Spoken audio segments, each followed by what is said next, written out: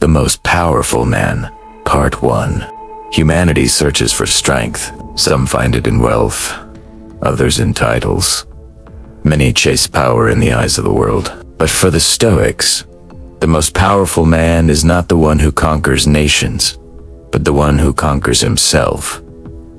This is the story of the most powerful man, not a king, not a general, nor a ruler, but an ordinary person who discovers the extraordinary force found in discipline, virtue, and unshakable inner peace. Chapter 1. The Awakening. Marcus woke before sunrise, as he always did, not because someone demanded it, not because he wanted praise, but because he understood one thing deeply. You control your actions, or your actions control you. He stood by the window, watching the stillness of dawn. Birds were stirring. The world was waking, but inside his chest was a storm of doubts, fears, expectations, frustrations from the day before. Yet he whispered to himself, "I choose what I become today." This was the first lesson of power. That strength begins not with force, but with awareness. For many years, Marcus lived reacting to life. When someone insulted him, a fired bike. When plans failed, it complained. When life hit hard, it fell harder. But one day, he realized something. The world was not the problem. His mind was. Stoicism entered his life not with a grand revelation, but with a simple question he read in an old book. What if you stopped trying to control everything and instead mastered the one thing you truly own? Those words changed everything. Chapter 2. The battle within. Marcus learned quickly that the greatest battles are invisible, not fought with swords, but with choices, not won in public, but in silence.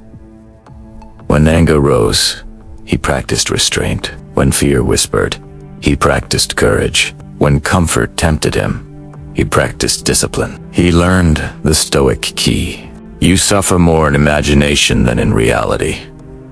Seneca, most of his fears never even happened. Most of his worries were just shadows on the wall. So he asked himself each morning, is this truly a problem, or is it just my mind exaggerating it? Slowly, the noise inside him quieted. His friends noticed the change.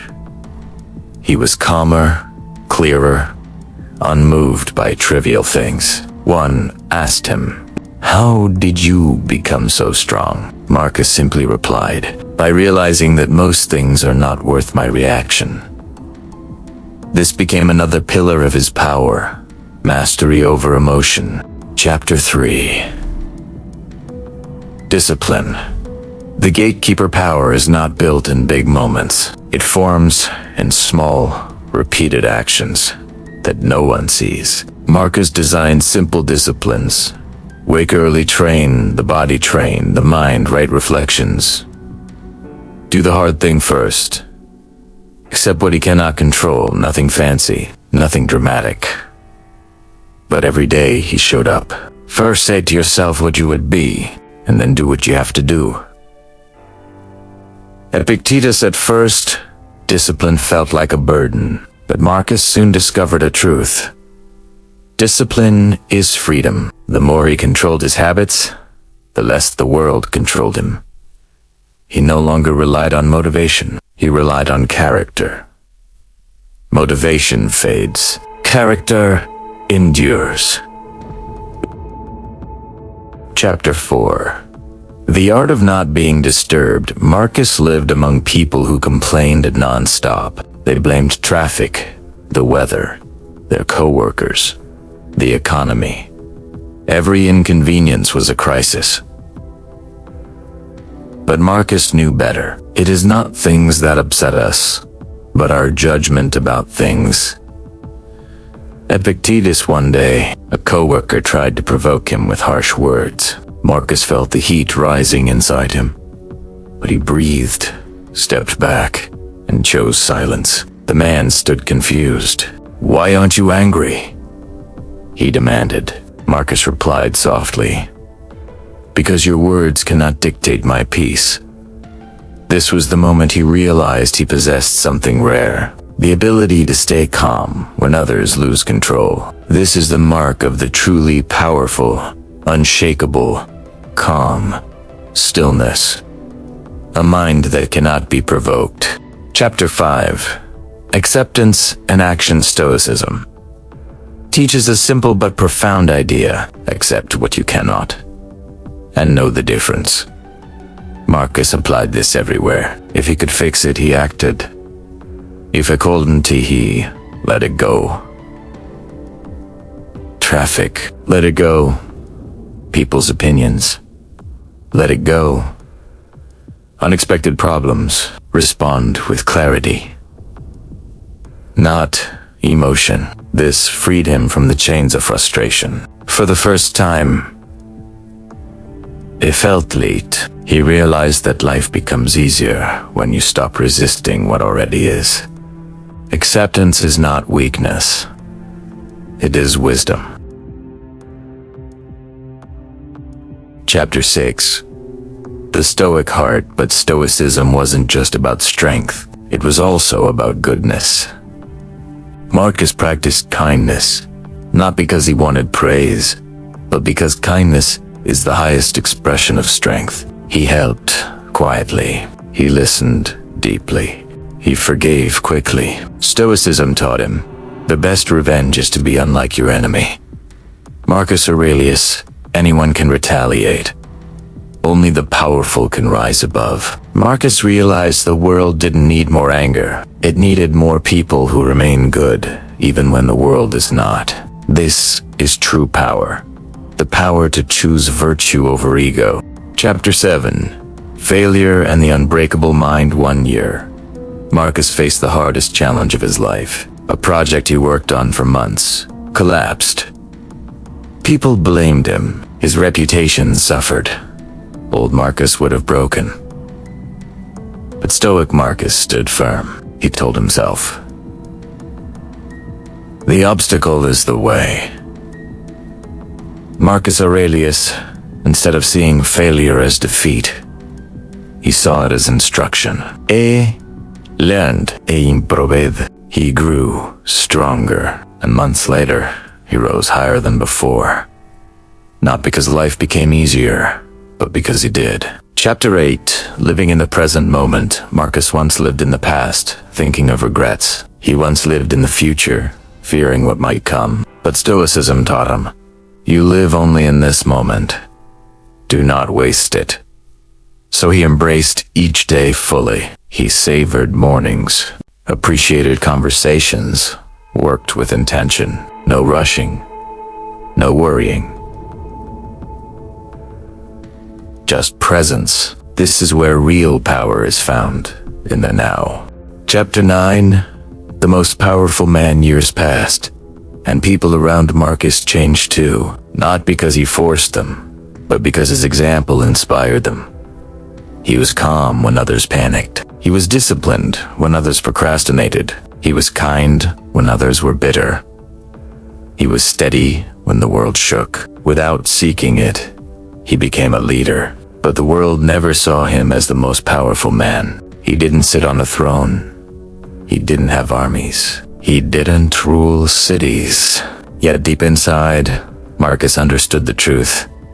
He ruled the one kingdom where true power exists himself. His thoughts, his actions, his emotions, his peace, all under his command. And that made him the most powerful man he could ever be. Final reflection, your turn as this story ends.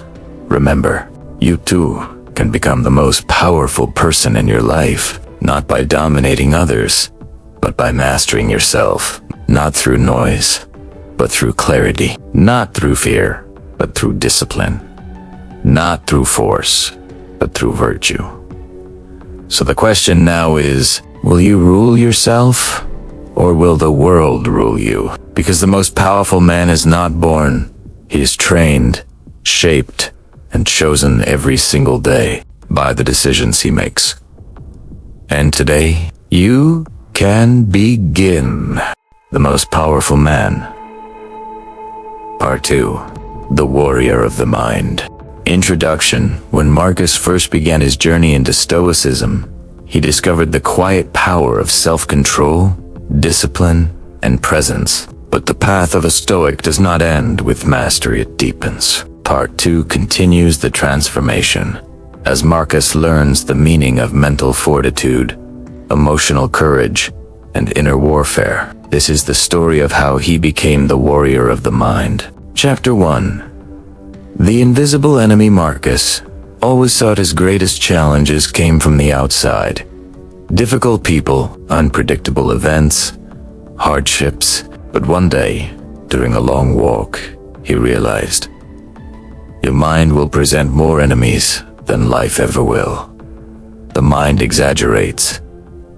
The mind rewrites. The mind fears shadows. He noticed how often he created problems that didn't exist. Worrying about someone's opinion, imagining failure before trying, assuming the worst outcome, replaying embarrassing moments, predicting disasters that never came. He sat under a tree and breathed deeply. For the first time, he said to himself, my mind is not my enemy. It is simply untrained.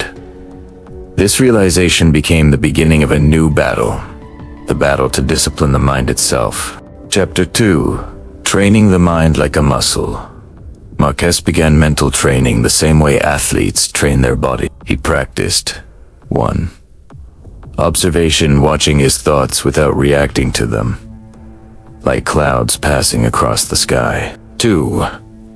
Interruption, whenever a negative thought appeared, he quietly said, stop. 3. Replacement, he replaced every fear with action, every doubt with clarity, every complaint with gratitude. 4. Reflection, each night he asked himself, what thoughts controlled me today? What thoughts did I control? Gradually, Marcus learned the truth. You are not your thoughts. You are the one who decides which thoughts to follow. The more he practiced, the more silence grew within him. Chapter 3. Emotional courage. One day, Marcus faced a close friend betrayed him, spoke behind his back, created conflict. His chest tightened. Anger rose hot and sharp, but then he paused.